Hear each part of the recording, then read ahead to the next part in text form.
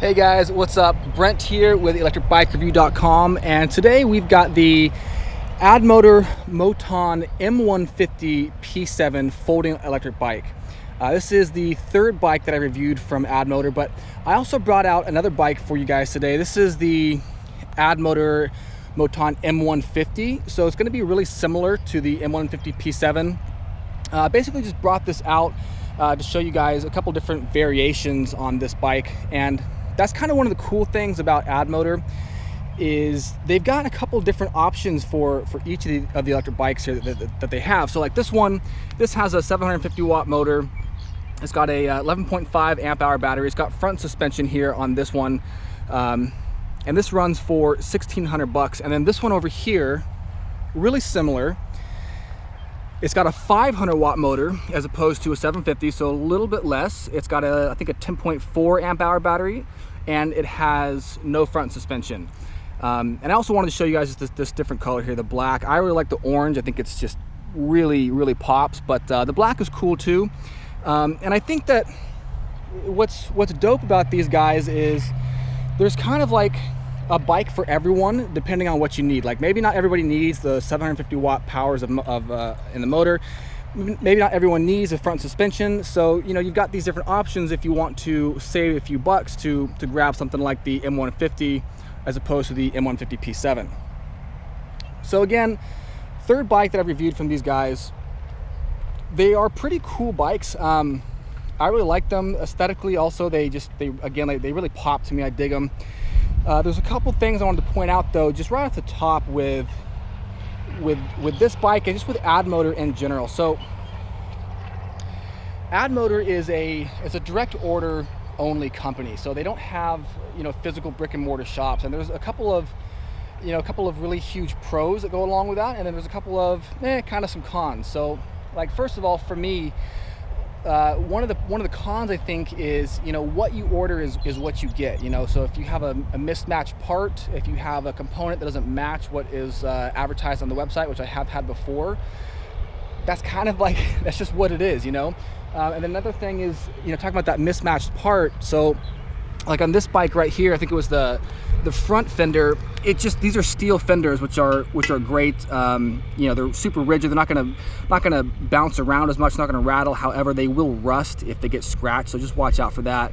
But the bracket here at the rear of the fender, it's like I had to bend it like this. Hope you guys can see that kind of bend in it in order to make it fit. I mean, not a huge deal. It took me like 5 minutes to get that thing to fit, but again, sometimes just not all the parts fit. Like on the MOTAN M5800 I just reviewed recently, it had a rear rack on it, and I wasn't able to get the rear rack to fit on that at all. I just could not get that thing to work. So that's one of the downsides I think to direct order. However, one of the great things about direct order is, generally speaking, you're going to save a decent amount of money because these companies are not going to have overhead of these brick and mortar shops. They're not going to have overhead of having to have the bikes in stock, of having employees, stuff like that. So you're going to get a little bit of a price savings, and I think that kind of applies here with these bikes as well. Again, $1,600 I think it's a pretty good value buy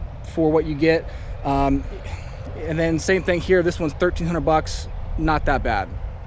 So yeah, one last thing I do want to mention about the direct order, this applies to AddMotoR as well, is there can be a little bit of a communication barrier.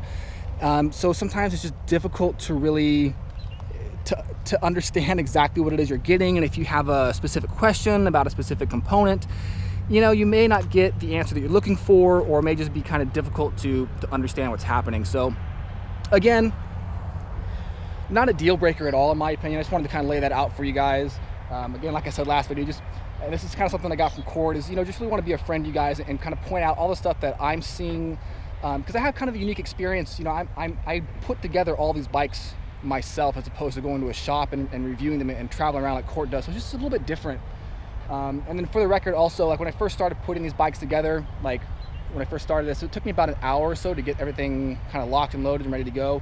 Now it's about half an hour. So that's another thing, you do have to assemble these yourself, and sometimes you may not get everything just perfect. Specifically, like I'm talking about the the disc brakes. You know, a lot of times there will be just a little bit of rattle in the disc brakes, unless you want to take the time to just adjust this front wheel, you know, millimeter at a time to get it just perfect. So yeah, wanted to throw that stuff out there. So let's talk about this bike and really all of its glory, I guess. So like the M5800, I want to start here with the tires on this bike. So these are sweet tires. These are 4-inch wide. It's a fat tire bike, obviously, 20 inches tall. And the fat tires are great, you know, for going through slush, going through snow, going through mud, through sand. I mean, I wouldn't want to be riding around the fringes of this lake because it might hurt the terrain and stuff. But like if you had your own private property, OHV park, I mean, you could go, you know, in the water here and you could go through that muddy stuff, and it's going to really absorb it and kind of travel over it a lot better than, you know, regular 2.25 or 2.5 inch tires. Another cool thing about these extra wide tires is, you know, they're going to have more air volume, right, compared to a regular fat tire bike, compared to a regular size tire. And that extra air volume really just equates to a little bit more suspension, a little bit more cushion. And this does have suspension up here in the front. I believe it's the same ones that's on the M5800. It's the Mozo 100mm suspension here. We got preload adjust right here, which is nice for people. For me especially, I'm a heavier rider, so it's nice to be able to kind of stiffen these things up a little bit. But it's also nice for lighter riders if you want to kind of make this a little bit more spongy, and also just depending on the terrain that you're riding. And then we got lockout over here. You just kind of flick this switch, and that's going to make these shocks dead. So there's going to have no suspension, no travel in them. And I think that's good for, you know, if you're going on just flat roads, you don't need the suspension. Maybe you want a little bit more efficiency. You don't want to kind of lose that efficiency from the bouncing up and down and stuff. But yeah, so back to the tires. You're also going to have more surface area on these. So again, just going back to being able to ride, you know, stuff like this or mud, snow, whatever, that extra surface area is really going to translate to just more traction. And these are 5 to 30 PSI tires, so you can really air these things down, just like a Jeep, you know, just like if you're 4-wheel driving, you can really air these down, and that's going to give you even more suspension. It's going to flatten these tires out even more when you're riding and just expand that surface area. Now, the downside, I think, to having these tires is that increased surface area is going to equate to more drag, you know, so you're going to have a little bit more rolling resistance on this thing compared to a regular bike, so that's going to eat up the battery a little bit more. Now, the cool thing, again, about these tires is they're 20 inches tall, so that kind of means a couple of things to me. You know, it's going to bring the overall height of this bike down. So, you know, we have some folding bikes who still have full-size tires, but this is cool because it's a real low bike. Standover height is really low over here. You can drop this seat all the way down if you don't mind taking off this rear tail light and the battery doesn't get in the way. So you can really lower this thing down. And then with these smaller tires, because it's going to shave that height down even more, it just makes for, I think, a really nice bike for people like me too, who just have a shorter inseam. It just allows you to kind of put both feet on the ground for the most part while you are at a stop. Kind of gives people, I think, a general, more of a feeling of safety. So, you know, that's a pro if that's what you're looking for. And then back to these fenders, I just gotta say again, I really like the color scheme of the fenders here. I think these are steel. I just like the orange here, the orange battery. It's got the orange inside these punched out rims. These rims are great too. These are double walled, and they're punched out right here. You can see the orange lining down here, and that's basically just to shave off a little bit of weight, because this is still a heavy bike. This is 60.7 pounds. You know, that's pretty hefty. And you know, with this bike, most of the weight here is going to be in the back. We've got this battery here, which weighs about 7.8 pounds or so for the battery, and the motor, which weighs about 12 pounds here in the back. So all that weight's in the back. You know, it's a little unwieldy to carry this thing around. It is definitely back heavy, and I did notice a little bit of frame flex and just a little bit of wobble at higher speeds. Maybe just because of the shorter wheelbase, maybe the weight's in the back. I'm not exactly sure. I mean, this thing does have a little kind of a gusset here to help strengthen this frame, add a little bit of rigidity. And they also included this is like a handle. Like, I'm almost pretty sure this is a handle. That's what I've been using it for. So it's built into the frame. I think it kind of acts as a gusset as well, just to add a little bit of strength to the frame. But I use this to pick the bike up. So, you know, I'll just grab onto it right here, pick it up, and it makes carrying it around a lot easier. So I dig that. Now, this motor here in the back, again, this is a 750 watt motor. This one over here It's a 500 watt motor for the M150. It's really pretty much the same thing. It's just a Bafang motor, just a little bit less powerful. The 750, I think it's a good choice really for this bike. I mean, I would want all the power that I can get to kind of compensate for that extra rolling resistance on the tires like I was talking about, and for that extra weight. You know, it's a good motor, it's a hub motor, and yeah, and you've also got a little bit of a mechanical advantage here with this because of the wheel height as well. And you know, same thing goes with these brakes. As I understand it, you also get a little bit of a mechanical advantage as well because, you know, the wheels are not as tall as a normal size tire. So these brakes here, 160 millimeter mechanical disc brakes, front and rear. And yeah, they're mechanical, so they're not going to be as stopping power is not going to be as good as hydraulic disc brakes, but we do have this kind of nice 4-finger brake lever up here. Just the Tektro brake lever, got this rubberized edge, just gives you a little bit more traction when you're trying to grab onto this. Again, wiring, guys, I love it. Just all the little orange accents on this, I really like it. The only thing that's a little bit off, I think, is the stitching here. I don't know if you can see it on the camera compared to the orange here, but this is like a pink red on this side, and that's like a, you know, bright orange. Whatever, not a big deal. But we've also got brake inhibitors, or motor inhibitors built into the brakes here. So whenever you depress the brake levers on this, it's actually going to shut off the motor here, which is great for safety, especially since this thing has a throttle.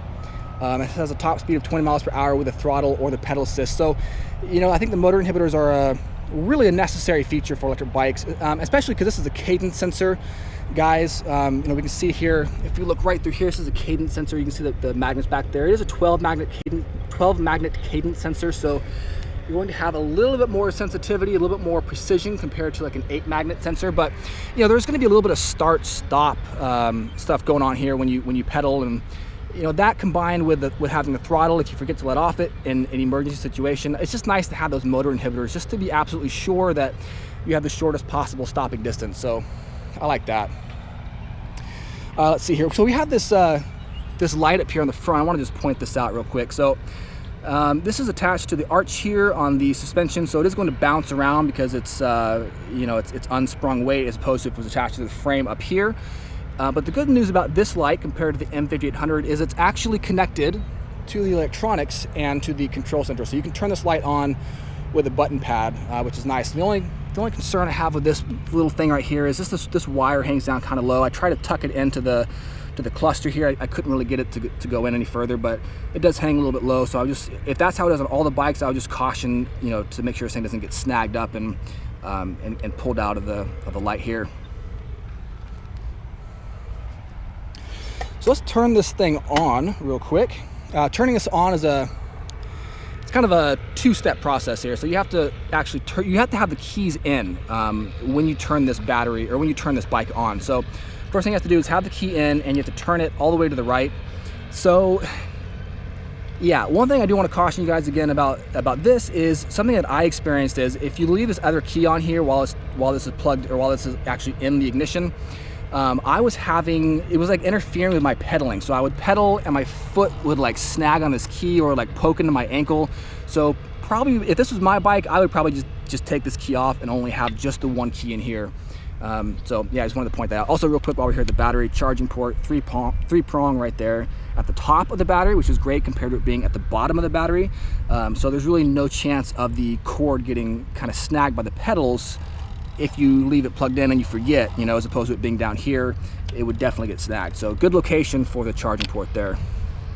Okay, so got the key turned on. To turn the control center on, there is a power button on the bottom. We'll hold that, and boom, this thing comes to life. All right, so up here on the top, we've got the 5-bar battery indicator. Not too bad. I always like higher bar battery indicators, like a 10-bar or something. You know, they're just going to be more precise. You're going to have a more precise feedback of how much battery you have left, or optimally, I always like to see a percentage indicator up here as opposed to a bar, but you know, whatever. Top right, we have a odometer. In the middle here, we've got your current speed, and then mode, or kind of like a name for your pedal assist mode, and then your pedal assist setting, and your wattage output. So this has a total of 5, well, technically 6, I guess, pedal assist modes. 0, and then you can go all the way up to 5.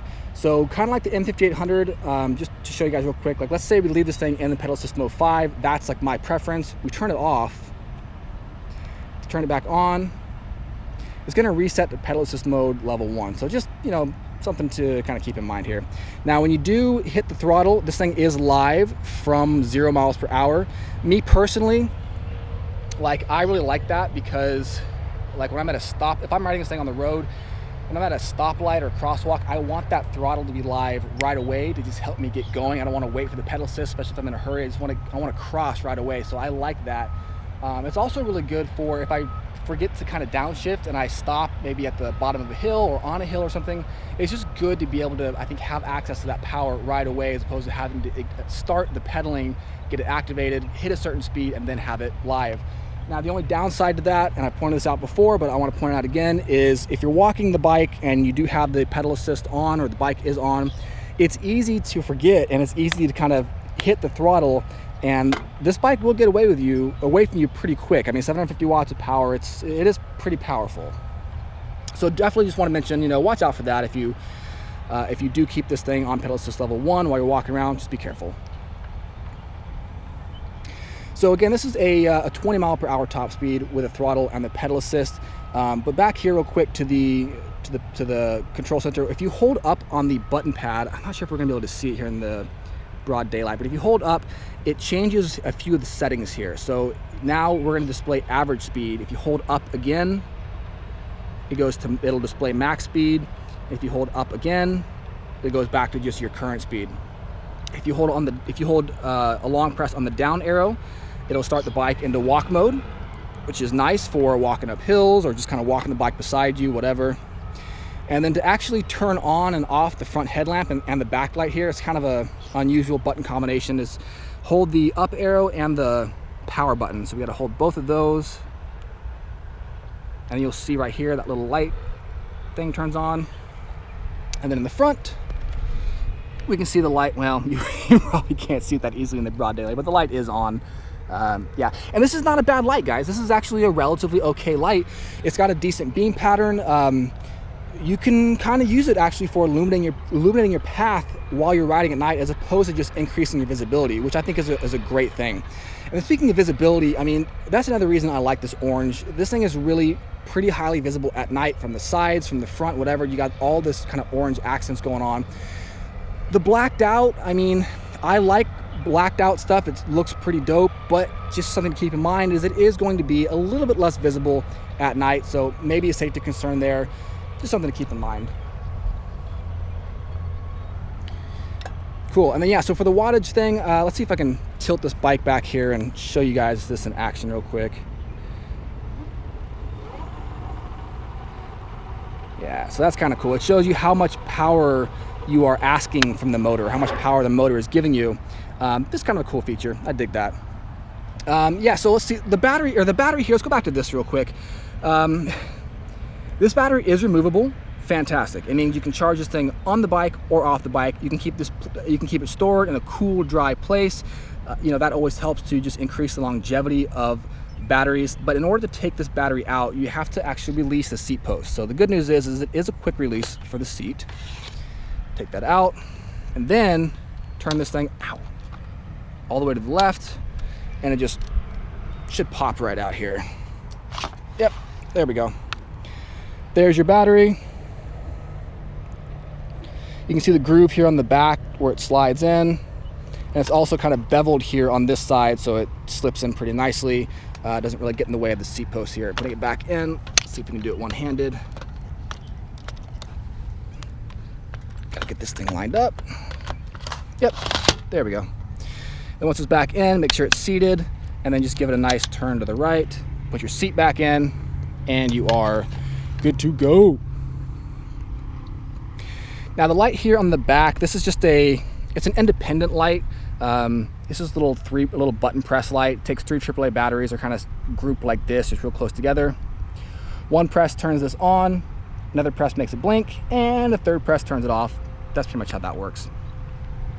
So I'm going to fold this bike up here in just a second, but one thing I really like about this bike is it may not balance on this uneven terrain, but when you're on flat ground, this little cage right here this bike will balance on this thing while it's folded, which is great because I've seen some electric bikes where it'll tip over unless you're actually standing there holding it or just lay it on its side. So yeah, let's see. A few other things real quick I want to point out before we get to folding this thing up and doing the ride portion here is these pedals are folding pedals, so they're kind of like the Welgo folding pedals, but not as I don't know, not as nice in my opinion. So you just squeeze the lever in the middle, fold it up, and boom, that's it. To undo it, you just pull it down and it snaps into place. So I like that there's folding pedals here because this is a folding bike, obviously, and you know, it's like you want to be able to maximize how small this thing can get if you're wanting to store it in a tight place. So that is a nice feature. And then back here real quick on this side, I just want to point out the chain guide / chain guard here.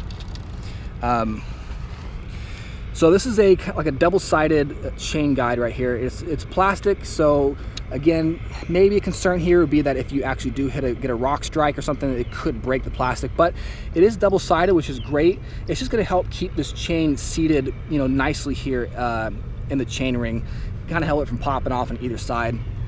Also, real quick back here, Shimano Tourney 7-speed derailleur, pretty standard entry-level derailleur. Yeah, so cool.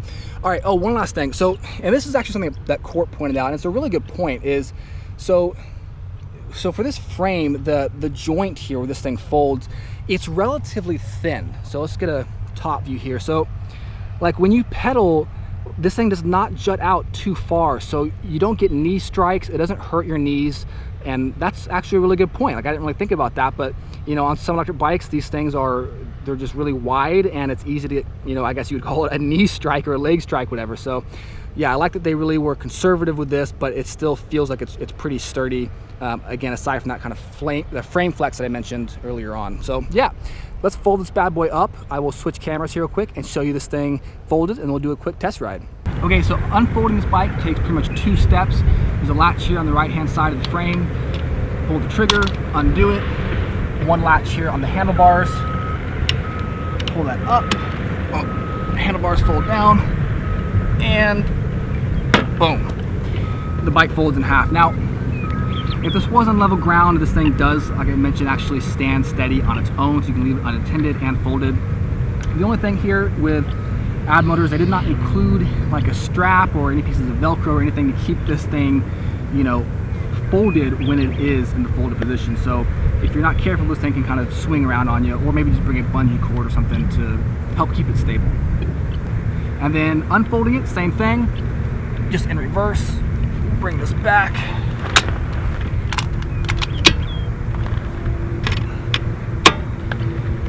And I mean, I think that's pretty cool, this bike, but it's general with most folding bikes. It's really easy to fold and unfold these things, guys. It takes like legitimately like 5 or 10 seconds to get this thing folded, unfolded, stowed, whatever. So yeah, that's cool, I dig that. This first clip is just of the suspension, so you guys can see again really just how much these things are working. And remember, these are the Mozo suspension with 100 millimeters of travel here. Just to go back to the fenders, remember how I mentioned how they're steel, so they're not going to rattle around as much as plastic or aluminum fenders. And also just keep an eye on the headlamp and just think of all that vibration going from the tire to the forks directly to the headlamp, because it's attached to the arch there as opposed to it being on the frame itself.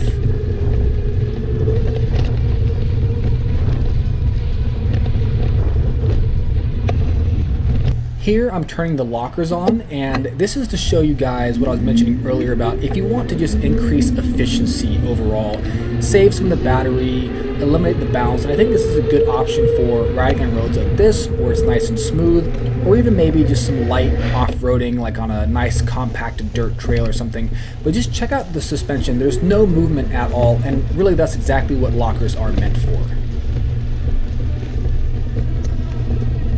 Here I'm going to switch through the gears just a few times so you can see the derailleur in action. Then I'm also going to start and stop pedaling so you can hear the delay with this cadence sensor like I mentioned earlier. So again, this is a 12 magnet cadence sensor.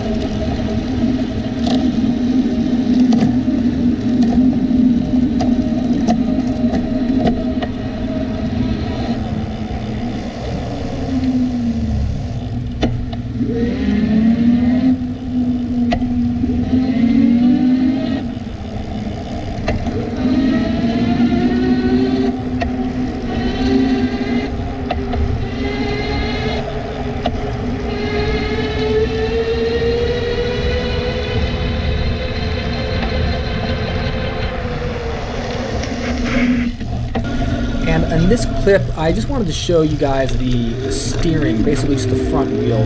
So I mentioned there's a little bit of frame flex at top speed of 20 miles per hour with this, but because of that short wheelbase, this thing is really pretty nimble. It's easy to flick this thing around, and it's also easy to transition from on-road to off-road. But again, just because of that short wheelbase, the shorter tires, there is a little bit less stability overall.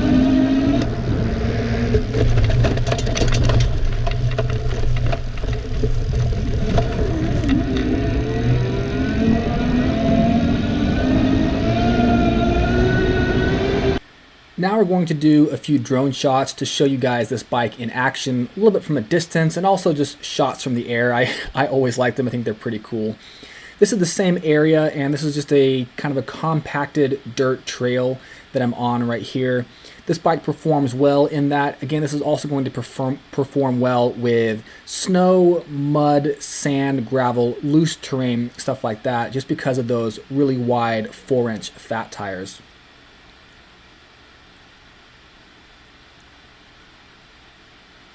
And you'll see in a lot of these scenes here that I'm not really pedaling that much, and that's because the 750 watt motor, just using the throttle only, it does a pretty good job of acting like a moped or a scooter, which I think is one of the coolest things about having a throttle, is it allows you to expand the roles that any given electric bike can fill, which is a pretty cool thing in my opinion. A little bit closer, this is just a head-on shot, again, just to give you guys a little bit of perspective here of what this thing looks like in action.